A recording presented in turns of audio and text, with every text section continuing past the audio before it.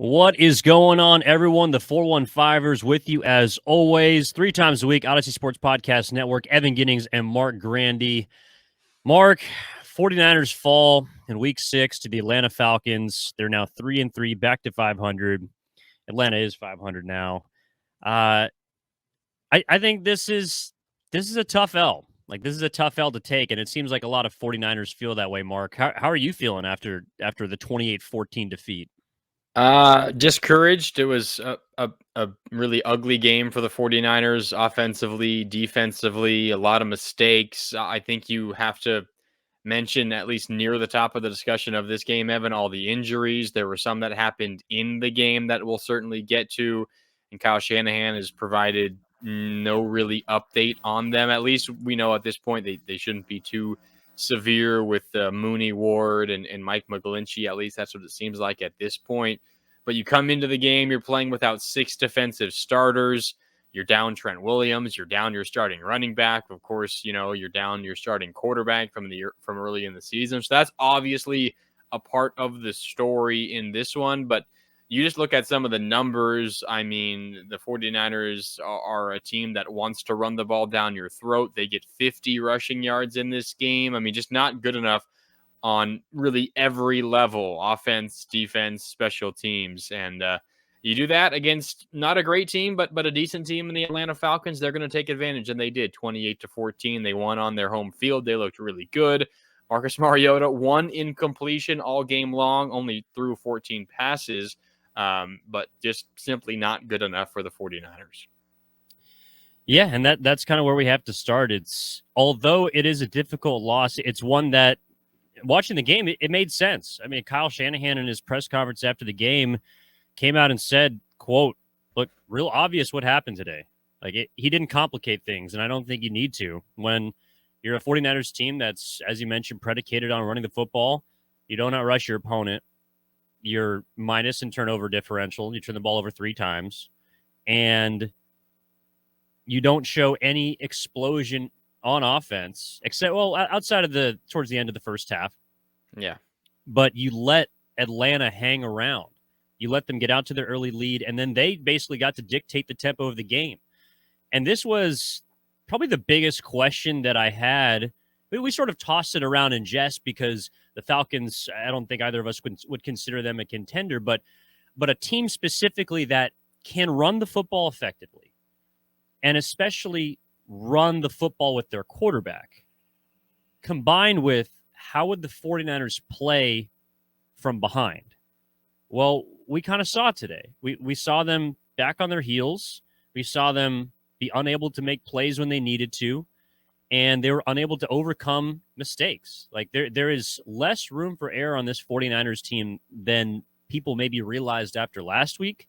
But those deficiencies, those signs that maybe unfairly we saw against Denver, like, they're still there. I mean, early in the season, there's some cracks in the armor of the 49ers. Like, they are not a perfect team by any means. And Atlanta exposed some of those weaknesses today.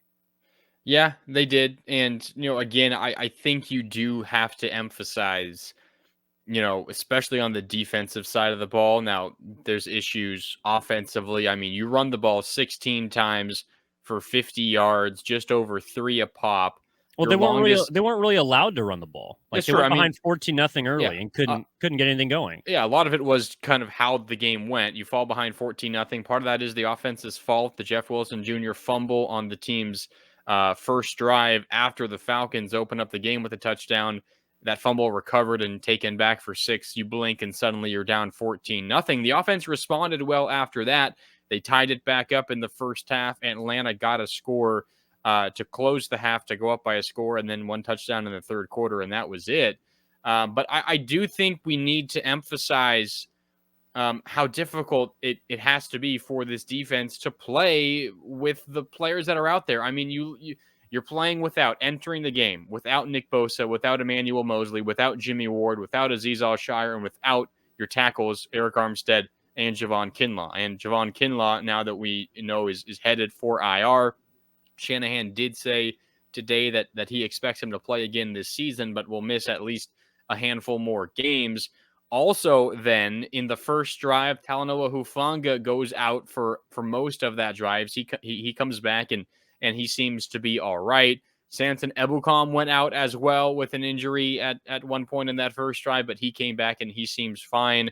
Notably, though, Mooney Ward and Mike McGlinchey did not play in the entire second half. So you consider this is a team that for most of the game was playing without 7 of their defensive starters, including both defensive tackles, both starting cornerbacks, your edge rusher, a safety, your strong side linebacker. I mean, it's incredible the number of players that have gone down with injury. And, we've talked a lot, and I'm not sure that there's blame to be assigned there to any individual person. Is it just a case of terrible luck year after year? Maybe. But the reality is you're without that many key players. You were down 4 of your 6 captains going into this game. Your only captains that were able to play were Fred Warner and George Kittle. You have 6 captains and 4 of them were out for this game. It's going to be a challenge no matter who you play. But Shanahan was right. It's really simple. You rush the ball 16 times for 50 yards. They rush the ball 40 times for 168 yards. You turn the ball over 3 times, 2 interceptions and a fumble. Also a turnover on downs late in the game. I mean, you're not going to overcome that. I think if you asked me and probably yourself, you gave you the blind statistics before the game, which team would rush for 40 times for 168 yards? Which team would rush 16 times for 50 yards? Despite the fact that the Falcons are a pretty good, rushing team, I would probably venture to guess that the Niners would be more likely to run the ball 40 times. But the flip was totally, the script, was totally flipped, and it was the Falcons winning football games like the Niners want to. They kind of gave the Niners a bit of their taste of their own medicine, and it was difficult because the Niners just could not get anything going offensively aside from those 2 drives in the first half to tie the game up, and they were scoreless the entire second half. Just a rough day. I mean, how many times do you see Jimmy Garoppolo throw 41 times? That just doesn't happen. No, and he threw the ball 26 times in the second half alone. Yeah. He had 2 touchdowns, 2 interceptions. One of them was at the end of the first half. Probably could have had 2, maybe 3. I know there were a couple throws in the second half that were almost intercepted. There was also a lot of drops today, and we're certainly going to dig deeper. I think the offense is the one that we need to look at the most, because as much as the injuries play a factor defensively, and I think they showed up particularly in the red zone, where the Falcons between the we've seen teams go between the 20s on the 49ers before. I mean, it's not like teams haven't gotten yardage against the 49ers defense, but when they get into the red zone, the 49ers opponents previously, they have been stopped. They have been walled off. They have been forced to get field goals instead of touchdowns. The Falcons scored 4. Count it, 4 touchdowns. No, sorry, 3. Technically, 1 was on a defensive touchdown. But 3, they'd allowed 5 touchdowns through 5 games. And they gave up 3 today to a team whose offense was also missing its starting running back, as we highlighted earlier last week.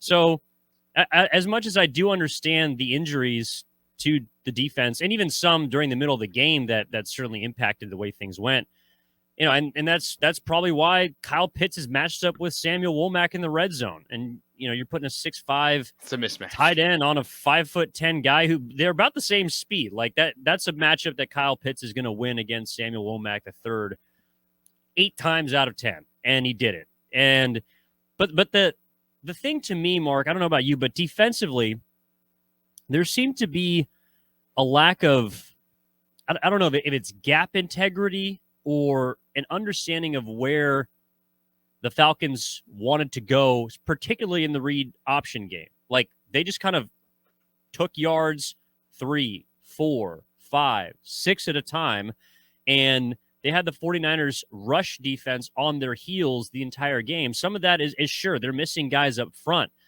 But part of that is, too, look, there's a play that was big. I think it was in the second half, but, Marcus Mariota just pulls it simply, and Ebukam bites on the running back, sweeps it outside, and it's a 15-yard run. That's not necessarily a play that, is going to turn into, a sack or a fumble, but, you got to maintain you got to understand who you're supposed to be on that play. Like if the quarterback's reading you, then you have to stay home.